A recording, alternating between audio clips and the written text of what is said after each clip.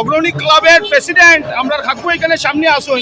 তা কাকু, আপনারা যে অগ্রণী ক্লাবটা কি একটা বুথের যে একটা দাঁড়াওনা একটা যে বিষয়, এটার বিষয়ে দুই চারটা কথা হইন।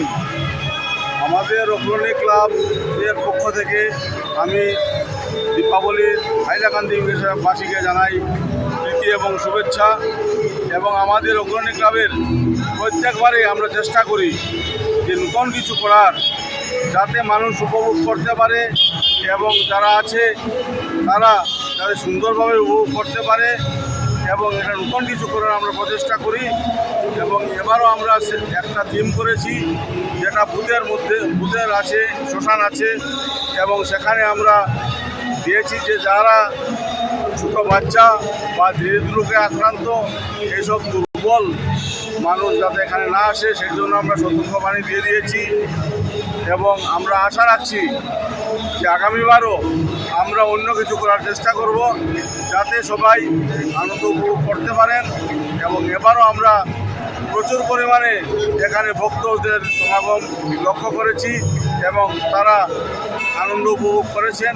আর আমাদের কাজই হলো যে আমরা যাতে প্রত্যেক বছর মায়ের আরাধনায় একটা নতুন কিছু করতে পারি, যাতে মানুষ আনন্দ লাভ করতে পারে, এই প্রচেষ্টায় আমরা চালিয়ে যাই। অগ্রণী ক্লাবের পূজাটা কি টাউন হলো? অগ্রণী ক্লাবের পূজাটা যেটা পুরনো ভুইয়ার কথা বলতে আমরা জানতাম, যেটা সেখানে আমরা অগ্রণী ক্লাবের পূজা করে আসছি। কোন জায়গায় করতরা? আজকে প্রায় এই যেটা পুরানো গ্রামীণ ব্যাংক ছিল, হ্যাঁ, তার ঠিক পিছনে। আচ্ছা আচ্ছা আচ্ছা। হ্যাঁ, এবং এটা আজকে আমাদের প্রায় 13 বছর থেকে চলছে এবং আগামীতে আরও 2 বছর গেলে আমরা 15 বছর পূর্তি হবে। এবং এই ক্লাবের সূচনা করেছিলেন আমাদের এখানের যে ওনার ছিলেন বিশু ভুইয়া, সবাই ছিলেন একটাকে হাইলাকান্দিতে।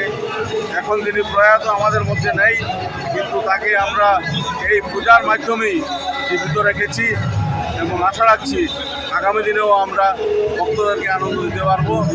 এই বলে আমি হাইলাকান্দিবাসীকে ধন্যবাদ জানাই এবং সবাইকে প্রীতি এবং শুভেচ্ছা জ্ঞাপন করছি। ধন্যবাদ। ধন্যবাদ।